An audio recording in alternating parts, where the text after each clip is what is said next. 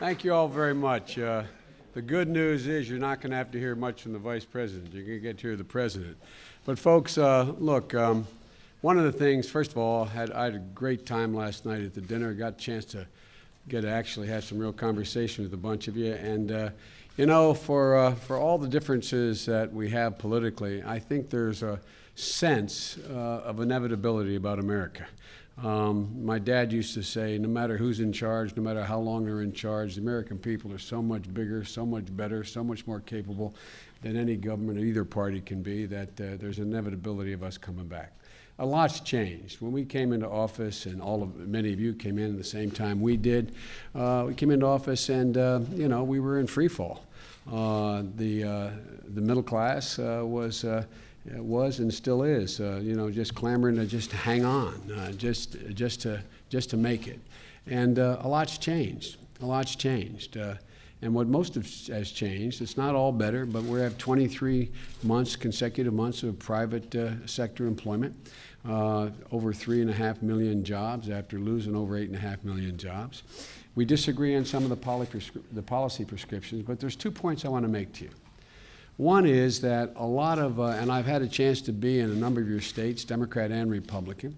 I know some states are faring better than others. Some states are doing just fine. Some states are late to this beginning recovery here, and it varies from state to state and based on your economies and based upon what you relied upon in order to generate economic growth in your state. But one thing I think I heard last night from a whole bunch of you, at least a dozen of you, Democrat and Republican, that certain things are coming back. Manufacturing's coming back in the United States of America, for real. And the point I want to make to you is there's a reason for us to disagree on policy, but I don't think there's any reason for us to be doubtful that there's an inevitability to America regaining its strength and leading in the 21st century economically. I'd like to put a couple things in perspective, and Jerry's heard me say that, the governor's heard me say this when we were out in California with Vice President Xi of China. We're in a situation in the United States where our economy is close to 3 times as large as the next nearest economy in the world. We're larger than the next four economies combined. We are better positioned than any nation in the world to dominate economically the first half of the 21st century. We are better positioned. Not because of us, not because of who's in office, we're just better positioned. If you just look at the hard numbers, look at the problems each of the countries and regions of the world face relative to ours.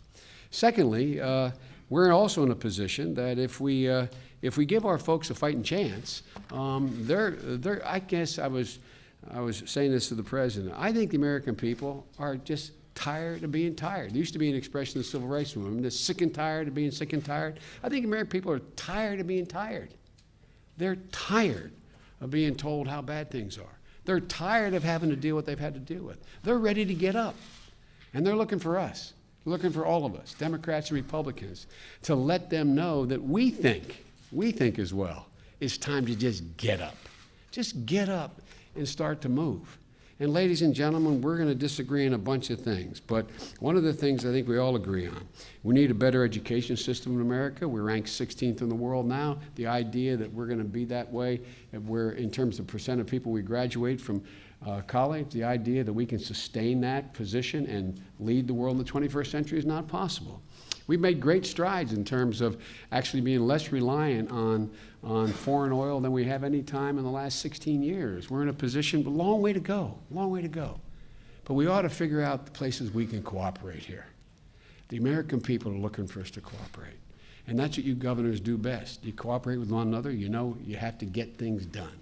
And ladies and gentlemen, I just want to know that in terms of cooperation, we're open for business here. The president's open for business. I'm open for business. We're open for business. If you got a better idea, we'll push that idea. But the bottom line here, folks, is the American people, as I said, they are ready. They are convinced we're able to take back what we lost. They're convinced we're able to lead the world. And I'd like now to introduce the guy to you who's leading our effort and looking forward to working with all of you in an effort to do that, President Barack Obama.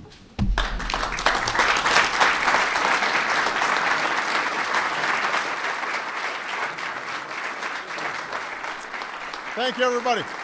Thank you. Thank you so much. Thank you. Please, everybody have a seat. Have a seat. Thank you, Joe, for the outstanding work you're doing on behalf of the American people every day. I want to thank all the members of my cabinet and administration who are here today. I want to thank Dave Heineman and Jack Markell for the outstanding leadership that they've shown as they've chaired and co-chaired the NGA. I'm glad to see that everybody has recovered from the wild time we had last night. It was wonderful to have all of you here. And I always look forward to this event because governors are at the front line of America's recovery. You see up close what's working, what's not working, and where we can take it.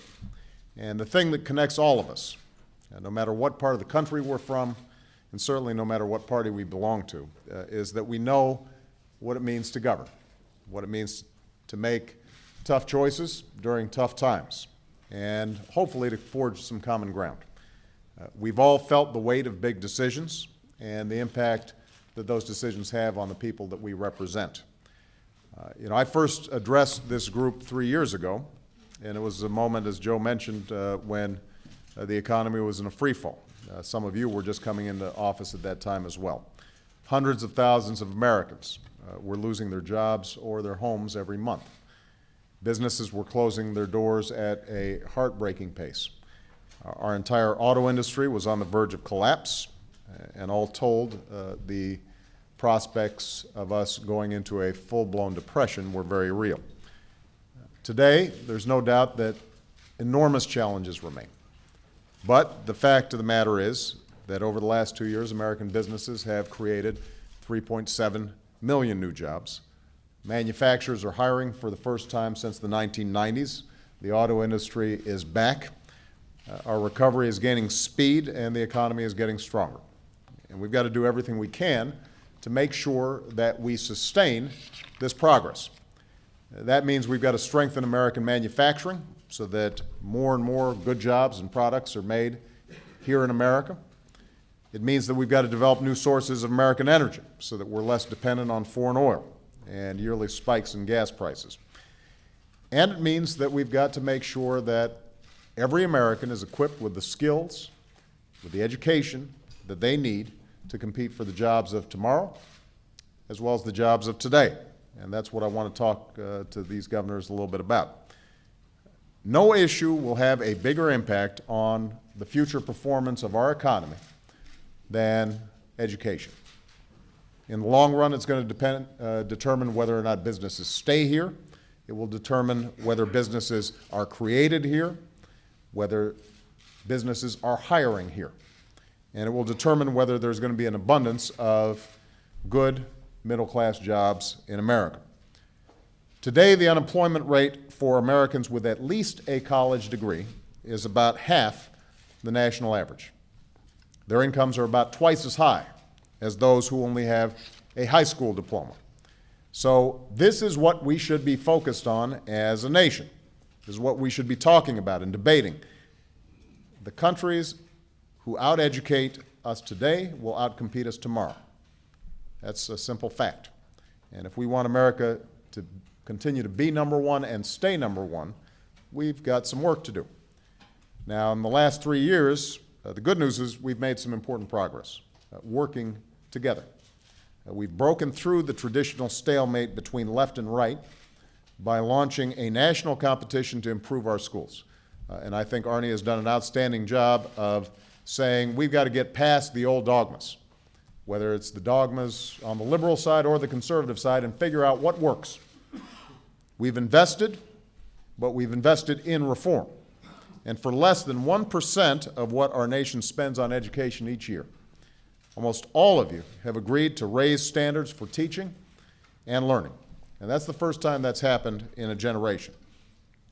We've also worked with all of you, Democrats and Republicans, to try to fix No Child Left Behind. We said that if you're willing to set higher, more honest standards, then we will give you more flexibility to meet those standards. Earlier this month, I announced the first 11 states to get a waiver from No Child Left Behind, and I hope that we are going to be adding more states soon. I believe education is an issue that is best addressed at the state level. And governors are in the best position to have the biggest impact. I realize that everybody is dealing with limited resources. Trust me, I know something about trying to deal with tight budgets. We've all faced some stark choices over the past several years, but that is no excuse to lose sight of what matters most. And the fact is that too many states are making cuts to education that I believe are simply too big. Nothing more clearly signals what you value as a state than the decisions you make about where to invest. Budgets are about choices. So today, I'm calling on all of you, invest more in education. Invest more in our children and in our future. That does not mean you've got to invest in things that aren't working. That doesn't mean that it doesn't make sense to break some china and move aggressively on reform, but the fact of the matter is we don't have to choose between resources and reform. We need resources and reform. Now, there are two areas in education that demand our immediate focus. First, we've just got to get more teachers into our classrooms. Over the past 4 years, school districts across America have lost over 250,000 educators. 250,000 teachers, educators have been lost. Think about that. 250,000 educators responsible for millions of our students, all laid off when America has never needed them more. Other countries are doubling down on education and their investment in teachers, and we should too. And each of us is here only because at some point in our lives, a teacher changed our life trajectory.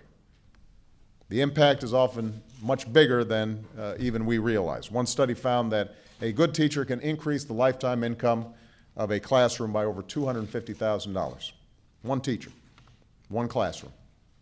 And a great teacher offers potentially an escape for a child who is dreaming beyond his circumstances.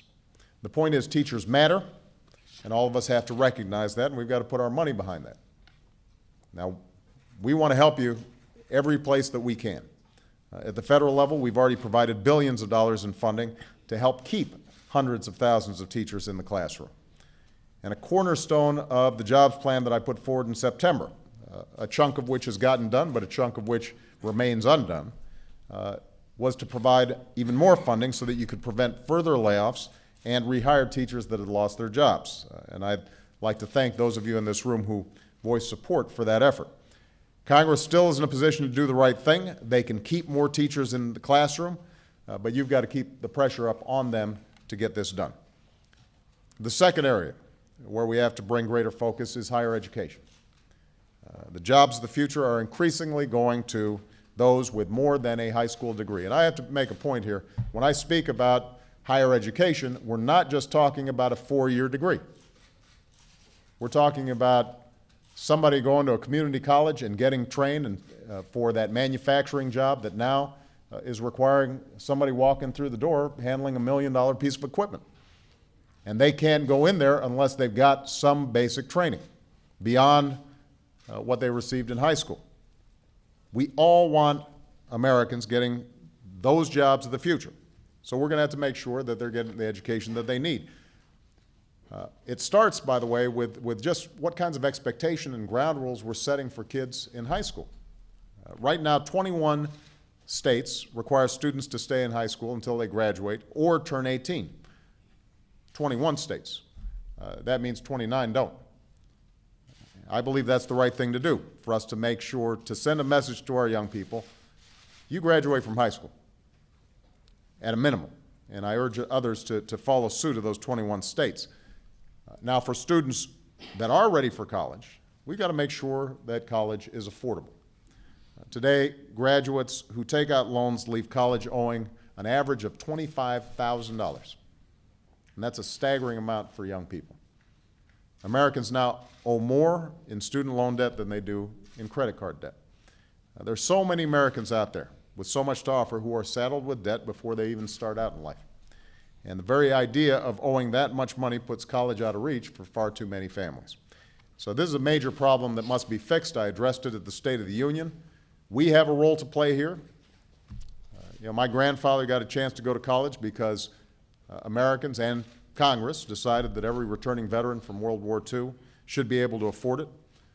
My mother was able to raise 2 kids by herself while still going to college and getting an advanced degree because she was able to get grants and work study while she was in school.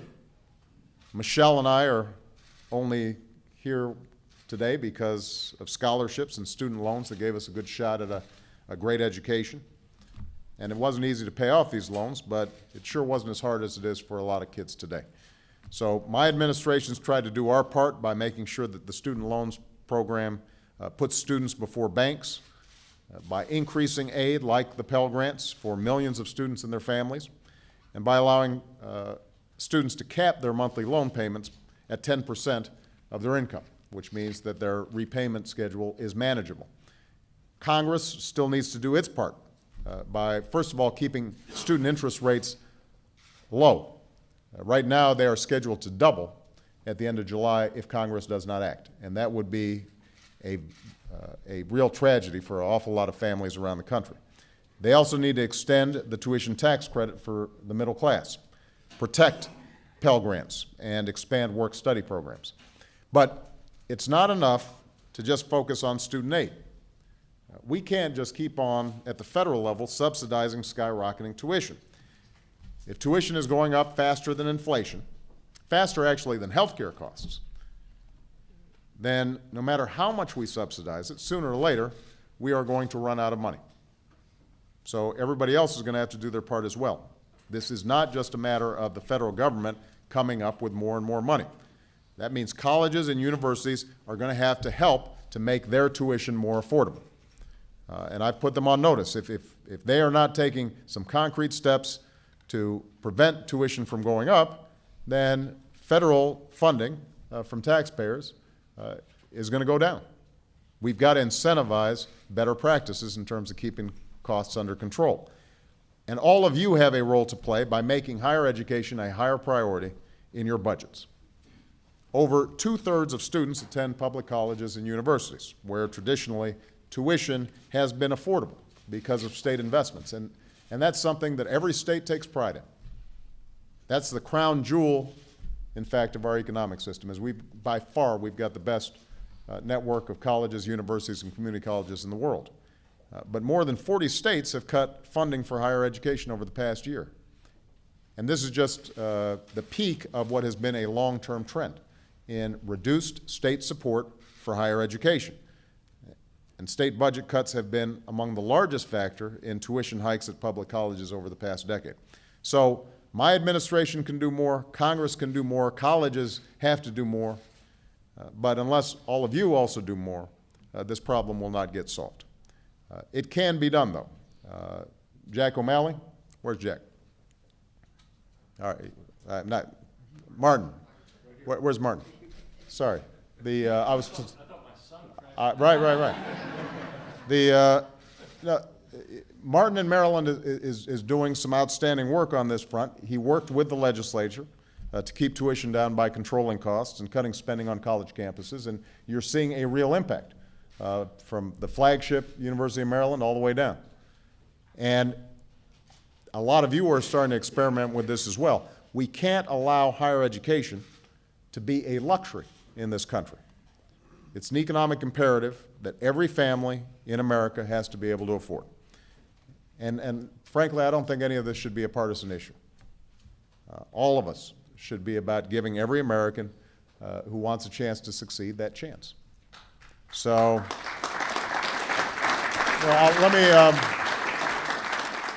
let me wrap up by saying, a few weeks ago I held right here in this room and in the adjoining room one of my favorite events, and that is the White House Science Fair. We invited students from a lot of your states, and they showcased projects that covered the full range of scientific discovery. We had a group of kids from Texas, young Latino women who came from the poorest section of Texas and yet were winning rocket competitions. And they were so good because they could only afford one rocket, so they couldn't test them, and they had to get it just right.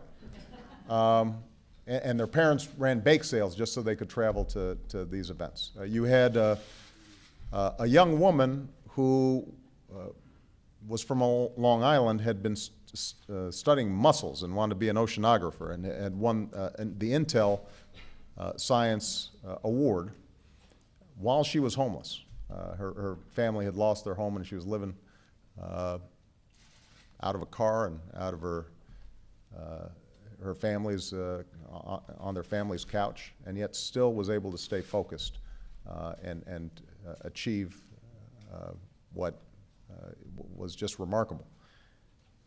There was a kid, the kid who actually got the most attention was a young man named Joey Hudy of Arizona. That's because Joey let me fire off a extreme marshmallow cannon. We did it right here in this room. We shot it from here, we pumped it up, it almost hit that light. I thought it was a lot of fun. And while the cannon was impressive, Joey left a bigger impression because he had already printed out his own business cards. He was 14 years old. And he was handing them out to everybody, including me. He's on a short list for a cabinet post. Under his name on each card was a simple motto, don't be bored, do something. Don't be bored, do something. Don't be bored, make something.